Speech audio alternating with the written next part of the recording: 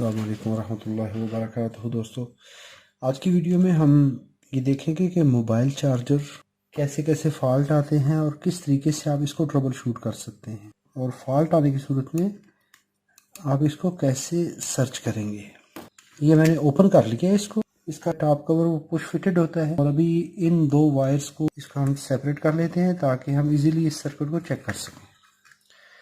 और जब चेक कर लेंगे उसके बाद हम फाइनली इसको फिर से लगा लेंगे। अभी इस सर्किट को हम अगर थोड़ा सा स्टडी कर लें, ये दो इनपुट टर्मिनल्स हैं और इसके साथ देखें तो यहाँ पर ब्रिज रेक्टिफायर है। ब्रिज रेक्टिफायर के साथ अगर देखेंगे तो इसके दो एंड हैं, एक ये वाला और एक ये वाला। एक ये एंड लगा हुआ है और दूसरा एंड ये लगा हुआ है। यहाँ पर लगे हुए हमारे पास कैपेसिटर लगा हुआ है, ये वाला। ये 400 वोल्ट का 8.2 माइक्रोफैरड का कैपेसिटर है, और यहाँ पर ये आईसी लगी हुई है। अभी इस आईसी के ऊपर नंबर नहीं मेंशन। यहाँ से देखेंगे तो ये नेगेटिव एंड कैपेसिटर का यहाँ से चलता है और सीधा इस आईसी पे आ जाता है। इस आईसी की पिन 3 और 4 पे आ जाता है, ये ग्राउंड एंड कैपेसिटर का। और अगर पॉजिटिव वोल्टेज को देखेंगे तो ये पॉजिटिव एंड इस जगह पे आ जाता है, ये ट्रांसफार्मर की प्राइमरी के इस एंड पे आ जाता है। और अगर इस पॉइंट को देखेंगे, 1 2 3 4 5 6 7 8, 7 और 8 नंबर पिन ये कर रही हैं ड्राइव ट्रांसफार्मर को। ये ट्रांसफार्मर की ड्राइव के लिए लग गई। अभी यहाँ पर ये जो पिन है, ये वाली, ये फीडबैक वाली आ गई हमारी feedback pin.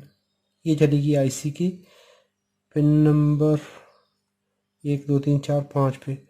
5 number pin feedback की है। पिन नंबर 6 इसकी ब्लैंक है, और पिन नंबर 1 भी इसकी ब्लैंक है। पिन नंबर 2 जो है इसकी, पिन 2 इसकी ये लगी हुई है वीसीसी कैपेसिटर पर। यहाँ पर लगा हुआ है आरसीडी स्नबर सर्किट, डायोड, रजिस्टर और कैपेसिटर। ये हमारा है स्नबर सर्किट लगा हुआ है, जो कि ट्रांसफार्मर की प्राइमरी के क्रॉस लगा हुआ है। और ट्रांसफार्मर स्विच करेगा, वोल्टेज सेकेंडरी में मिलेंगे। सेकेंडरी में हमारे पास ये रेक्टिफायर लगा हुआ है, ये वाला, और ये इसकी आउटपुट है। आगे फिल्टर है, यहाँ पर ये वाला पॉइंट फिल्टर का है। फिल्टर से आउट होंगे वोल्टेज, इस कैपेसिटर पे आउटपुट कैपेसिटर पे आएंगे, और यहाँ पर हमारा ये यूएसबी कनेक्टर है। एक वोल्टेज ये आ गए, एक ये आ गए, और यहाँ पर ये रजिस्टर, ये डायोड लग के ये इस ऑप्टो कपलर को फीडबैक के लिए एक्टिवेट करेंगे। तो दोस्तों, अगर पावर इलेक्ट्रॉनिक्स में आपको अच्छा एक्सपीरियंस नहीं है तो कभी भी इसकी प्रैक्टिस नहीं करनी। अभी ये हमारा प्राइमरी साइड है, कभी भी इस पर आपने टच नहीं करना। एसी वोल्टेज रखिए, इस पॉइंट पर एसी वोल्टेज हमें मिल गए, लेकिन अभी डीसी रखिए तो जो हमारा ये कैपेसिटर है, मेन डीसी कैपेसिटर, उस पर वोल्टेज चेक कर लीजिए तो देखें 0.6 वोल्ट मिल रहे हैं मुझे। तो ये 0.6 नहीं मिलने चाहिए, ये तो मुझे पूरे वोल्टेज मिलने चाहिए, 300 प्लस वोल्ट होने चाहिए। तो हम क्या करेंगे कि ब्रिज रेक्टिफायर को टेस्ट कर लेंगे। ब्रिज रेक्टिफायर को टेस्ट करने के लिए मल्टीमीटर को डायोड पे रखिए, और ये जो हमारा मेन डीसी कैपेसिटर है इसके एक पॉइंट पे लगा लीजिए।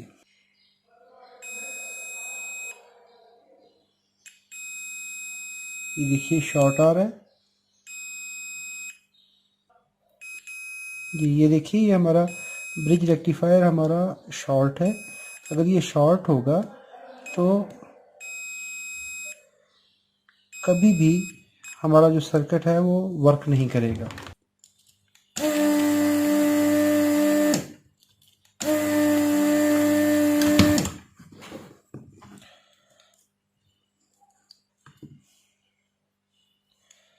ये हमने ब्रिज रेक्टिफायर रिमूव कर लिया।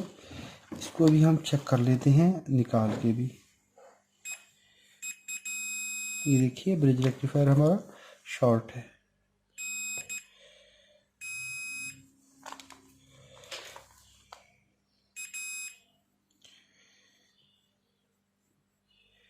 तो ये इस वजह से ये प्रॉब्लम कर रहा है।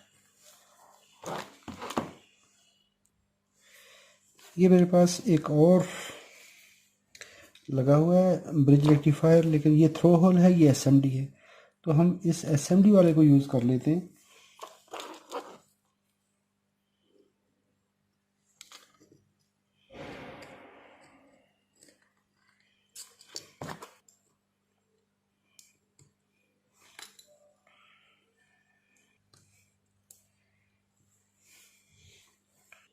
अभी ये वाला ब्रिज रेक्टिफायर मैंने रिमूव कर लिया है। ये है एसएमडी और ये है थ्रो होल।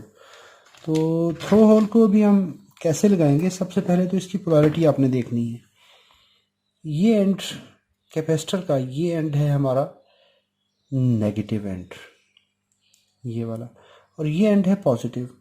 तो अभी हमने क्या करना है कि जो कैथोड वाली साइड होगी उसको हम पॉजिटिव पे लगाएंगे, क्योंकि हमने लगाना है रियर साइड पे। तो इस ब्रिज को आप ऐसा करिए, ये आउटपुट साइड है, इसको ऐसे रखें,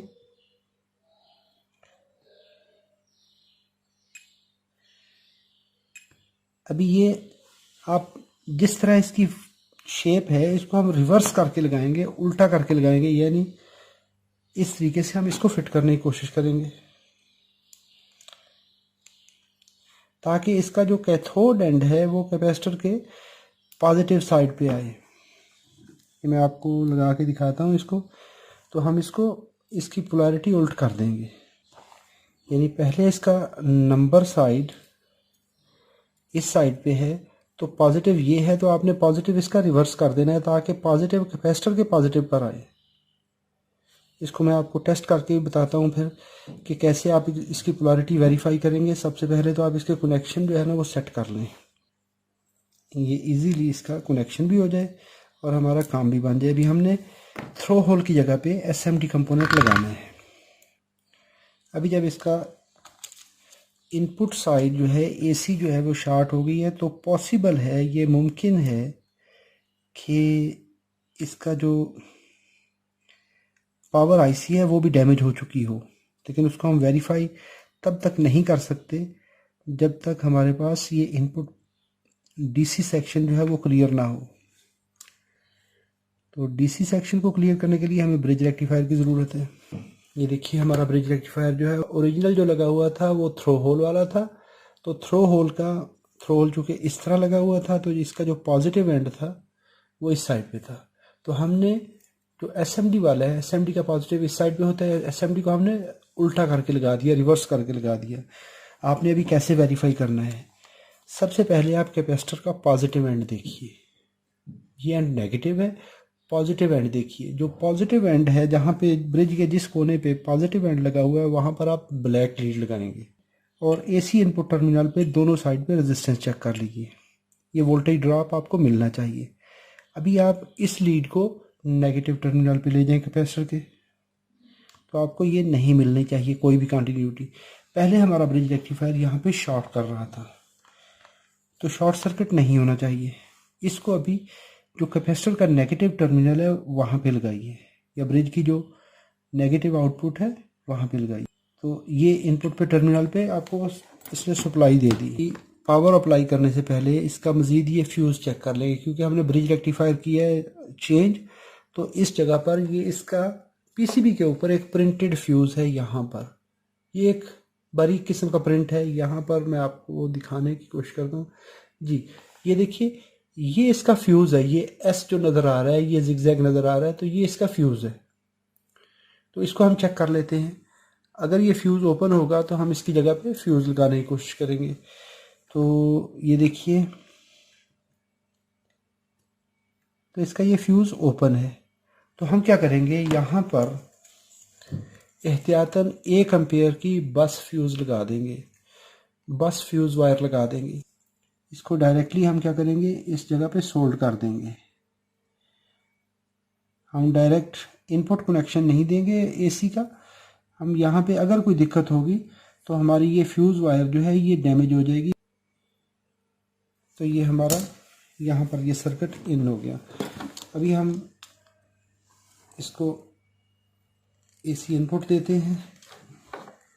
ये मैंने इस पर एसी कनेक्ट कर दी है। अभी इसकी हम डीसी वोल्टेज चेक कर लेंगे, ब्रिज रेक्टिफायर की आउटपुट जो है वहाँ पे चेक कर लेंगे। डीसी पे मल्टीमीटर रखा,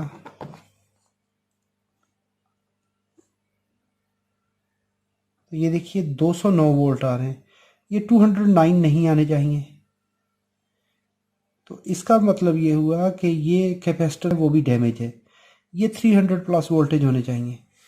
तो अगर हम आउटपुट चेक कर लेंगे, ये देखें 5 वोल्ट आउट हो चुके हैं, 5 वोल्ट आउट हो चुके हैं, लेकिन ये सर्किट प्रॉपर वर्क नहीं करेगा क्योंकि यहाँ पे इसका जो ये कैपेसिटर है ये 209 वोल्ट है, इस पे 309 वोल्ट 300 प्लस वोल्टेज होने चाहिए।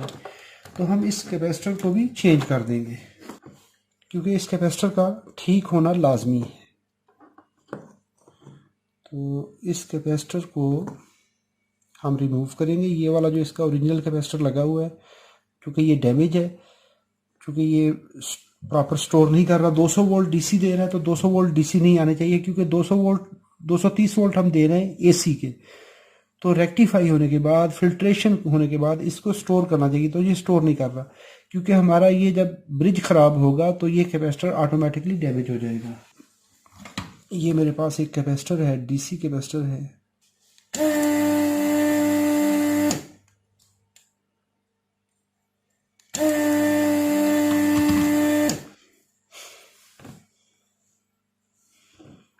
हम इस कैपेसिटर को टेस्ट कर लेते हैं पहले कि ये कैपेसिटर वाकई ठीक है या नहीं।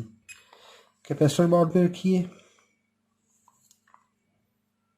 मल्टीमीटर को, तो ये देखिए 6.23 माइक्रोफैरड का कैपेसिटर है ये, और ये 6.8 इस पे वैल्यू लिखी हुई है, 6.23, तो इसका मतलब है ये ठीक है।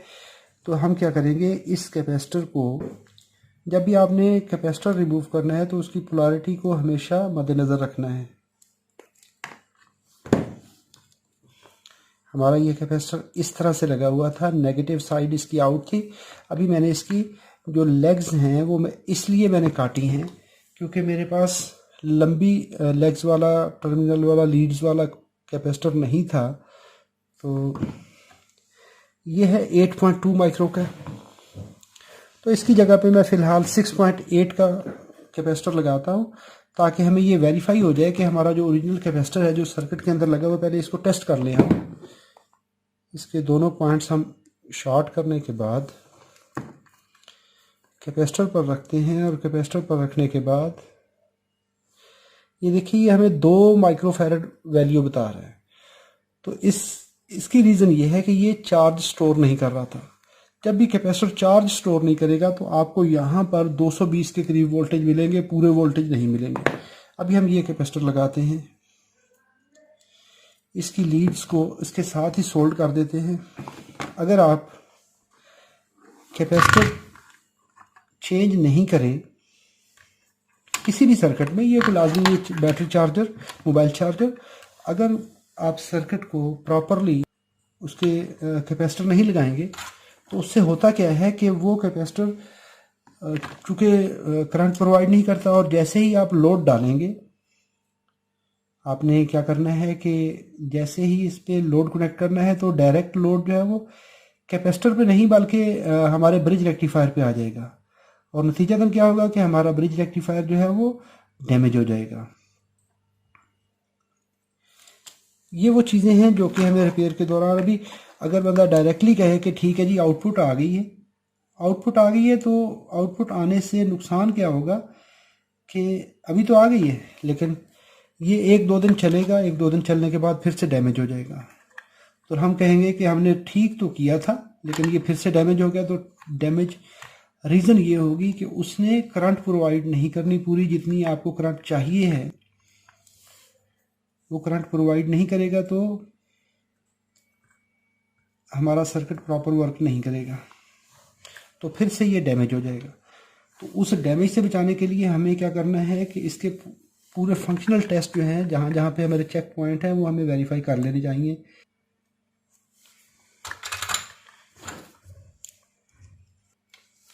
अभी जो कैपेसिटर की कंडीशन थी हमने उसी तरीके से उसको फिट कर दिया।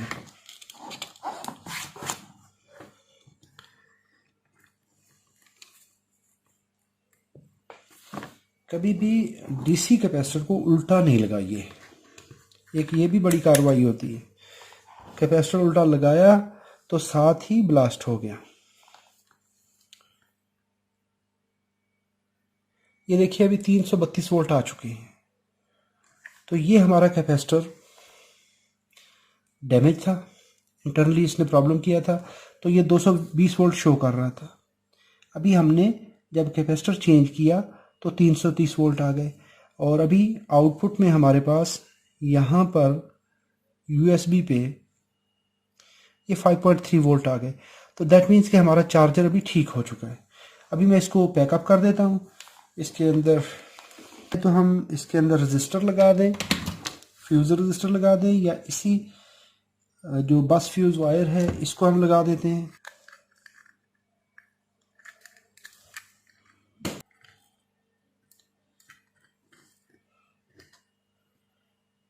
तो इस तरह से हम इसको यहाँ पर सोल्ड करेंगे।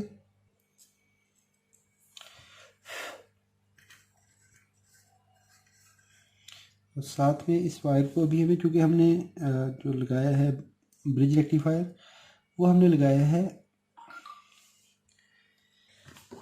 अभी हमने ये बस फ्यूज़ वायर जो है, अगर चाहे तो आप यहाँ पर एक फ्यूज़ रजिस्टर लगा सकते हैं, और हमने इस तरह से इसको फिट किया और इसके अंदर अभी लगा देते हैं, फिट कर देते हैं। तो USB की जो पोर्ट है उसकी डायरेक्शन सीधी रखते हुए इस तरीके से हम इसको फिट करेंगे। अपना बहुत सारा ख्याल रखिएगा। अल्लाह रब्बुल इज़्ज़त आप सबको अपनी हिफ्ज़-ओ-अमान में रखे। अस्सलाम वालेकुम व रहमतुल्लाहि व बरकातुहू।